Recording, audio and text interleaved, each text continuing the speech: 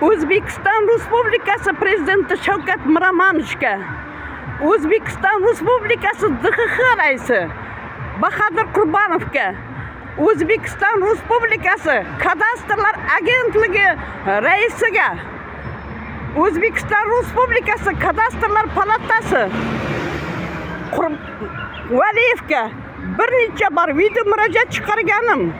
Bu video murojaatimning sababi ukam Jumaniyazov Nurbekka tegishli davlat muhofazasida joylashgan joy.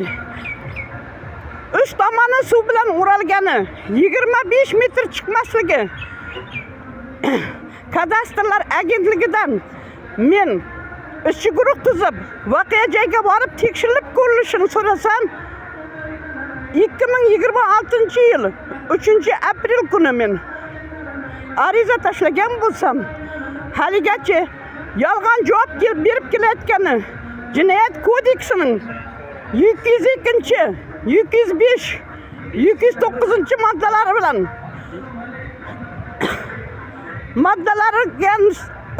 moddalari bilan bular o'z xizmat vazifasidan foydalanib menga yolg'on javob berib kelayotgani, noqonuniy joyini o'zlashtirib olgan 14 ta tashkilot hamda Kadastrlar palatasi va Kadastrlar agentligining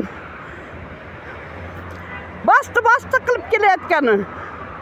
Buni nima deyish mumkin? O'zbekiston Respublikasi Prezidenti davlat muhofazasida joylashgan joyni nima uchun Qoraqalpog'iston Respublikasi Jo'qorg'i Kengashi Prezidentning 1696/1 qarorini berganda nima uchun davlat muhofazasida turganligini e'tiborga olmagan 14 ta tashkilotga qonuniy javobgarlikka tortilishini so'rayman. Hamda Kadastrlar agentligining xodimi Xursand Ibodullayev ukam Jumaniyazov Aybekka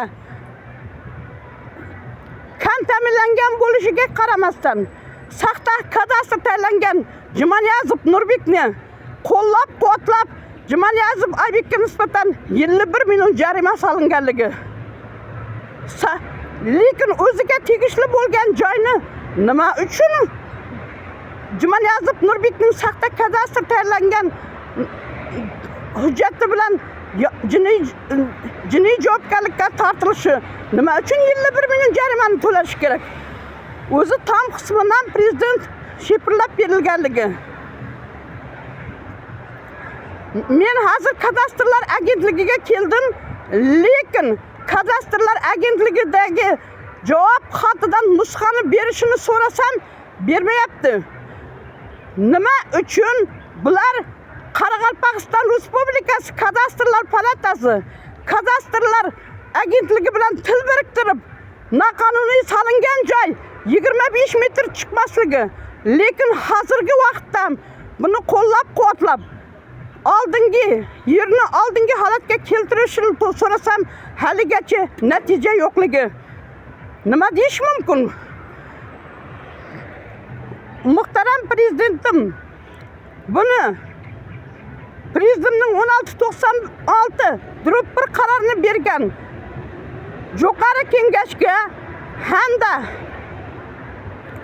hamda uni imzolagan barcha 14 ta tashkilotga hamda Kadastr agentligi, Kadastrlar palatasiga qonuniy chora ko'rib berishingizni va Jumaniyazov Nurbekning noqonuniy joyi oldingi holatga keltirilishini buzilib, oldingi holatga keltirilishida sizdan amal yordam so'rayman. Bu yerda tanish-bilishchilikmi, nima korrupsiyami men bilmadim. Lekin menga Xorazm viloyati hamda nimaga asoslanib javob berganligi to'g'risida nimadan nusxa so'rasam, bermayapti. Nima uchun bermaydi? Agar bularda aniq haqiqiy qonuniy ishlaganda bular menga nimaga asoslanib javob xati berganligini so'rasam, bermayapti. Shuni olib berishda DXX xodimlari sizlardan iltimos bu joyni tekshirib qonuniy hal qilib berishda sizlardan amaliy yordam so'rayman.